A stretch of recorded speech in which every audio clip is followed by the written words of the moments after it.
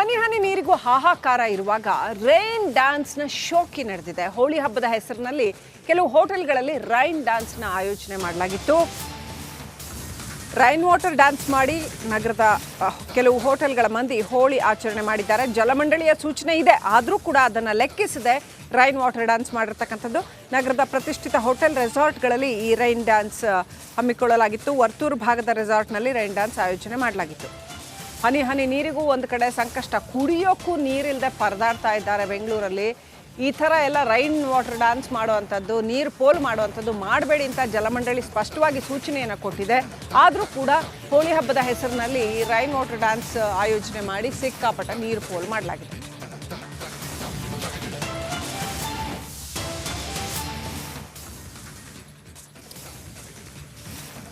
ಈ ನೀರಿಲ್ಲದೆ ಇರೋದ್ರಿಂದ ಮದುವೆ ಕಾರ್ಯಕ್ರಮಗಳು ಕೂಡ ಮುಂದೂಡಿಕೆ ಆಗ್ತಾ ಇದ್ದಾವೆ. ಮದುವೆ ಹಾಲ್ಗಳಲ್ಲಿ 25% ಬುಕ್ಕಿಂಗ್ ಕುಸಿತ ಆಗಿದೆ.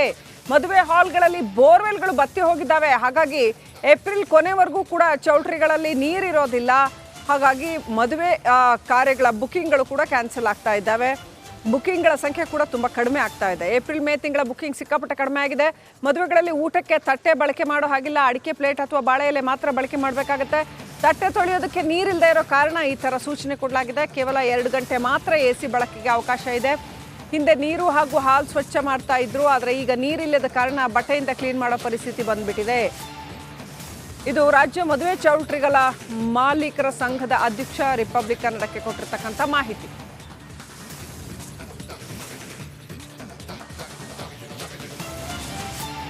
ಇನ್ನಷ್ಟು ಅಪ್ಡೇಟ್ ಪಡ್ಕೊಳ್ಳೋಣ. ನಮ್ಮ ಪ್ರತಿನಿಧಿ ವೀರೇಶ್ ಇದ್ದಾರೆ. ವೀರೇಶ್, ಎಷ್ಟರ ಮಟ್ಟಿಗೆ ಅಂತಂದ್ರೆ ಹಿಂದೆ ಯಾವತ್ತೂ ಈ ಥರದ ಒಂದು ಜಲಕ್ಷಾಮವನ್ನು ಕಂಡು ಕೇಳರಿಯದ ಬಗೆಯ ಜಲಕ್ಷಾಮ ಇದು. ನಾವು ಕೇಳೇ ಇಲ್ಲ ಈ ಥರ ಆಗೋಗುತ್ತೆ ಅಂತ. ಅದು ಬೆಂಗಳೂರಲ್ಲಿ ಮದುವೆ ಚೌಲ್ಟ್ರಿಲೂ ಕೂಡ ನೀರಿಲ್ಲ ಅಂತ.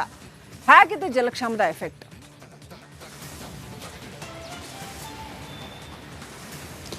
ಶ್ರೀಲಕ್ಷ್ಮಿ, ಒಂದು ಕಡೆ ಜಲಮಂಡಳಿ ಇನ್ನಿಲ್ಲದೆ ಸರ್ಕಸ್ ಮಾಡ್ತಿದೆ. ಅಂದರೆ ಸಿಟಿಯಲ್ಲಿ ನೀರಿನ ಅಭಾವ ಜಾಸ್ತಿ ಇದೆ. ಪ್ರತಿಯೊಂದು ಏರಿಯಾಗಳಲ್ಲಿ ನೀರಿಲ್ಲ. ಹೀಗಾಗಿ ಎಲ್ಲ ಒಂದು ಕಡೆ ಪ್ರತಿಭಟನೆ ಮಾಡ್ತಿದ್ದಾರೆ. ಜಲಮಂಡಳಿ ವಿರುದ್ಧ ಆಕ್ರೋಶ ಹೊರಹಾಗ್ತಿದ್ದಾರೆ.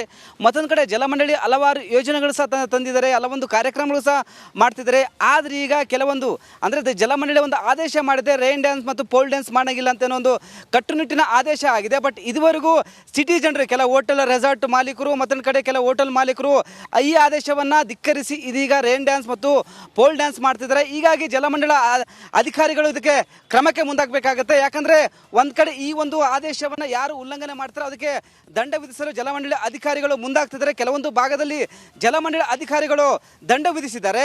ಹೀಗಾಗಿ ಎಲ್ಲ ಒಂದು ಕಡೆ ನೀರಿನ ಸಮಸ್ಯೆ ಇದೆ. ಹೀಗಾಗಿ ಸಿಲಿಕಾನ್ ಸಿಟಿ ಜನ ಸ್ವಲ್ಪ ಅರ್ಥ ಮಾಡ್ಕೊಳ್ಬೇಕು. ಒಂದು ಕಡೆ ಕಾವೇರಿ ನೀರು ವೇಸ್ಟ್ ಮಾಡದಂತೆ ಜಲಮಂಡಳಿ ಮನವಿ ಮಾಡಿಕೊಂಡಿದ್ದಾರೆ.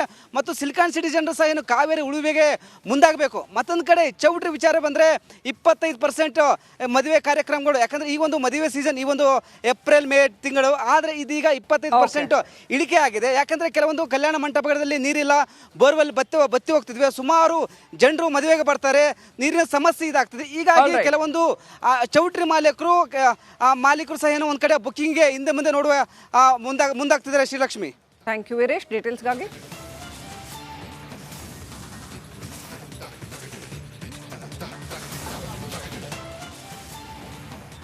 ಉಡುಪಿಯ ಮಣಿಪಾಲದಲ್ಲಿ ಯುವಕನನ್ನ ಅಟ್ಟಾಡಿಸಿಕೊಂಡು ಹೋಗಿ ಹಲ್ಲೆ ಮಾಡಲಾಗಿದೆ.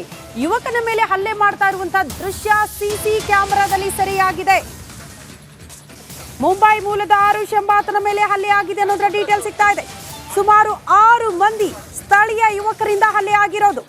ಮಣಿಪಾಲ್ MIT ಕಾಲೇಜಿನ ವಿದ್ಯಾರ್ಥಿಯಾಗಿದ್ದಾರೆ ಆರುಷ್. ಬಾರ್ನಲ್ಲಿ ಕಾಲು ತಾಗಿದ ಹಿನ್ನೆಲೆಯಲ್ಲಿ ಅಟ್ಟಾಡಿಸಿಕೊಂಡು ಬಂದು ಹಲ್ಲೆ ಮಾಡಲಾಗಿದೆ ಅಂತೆ.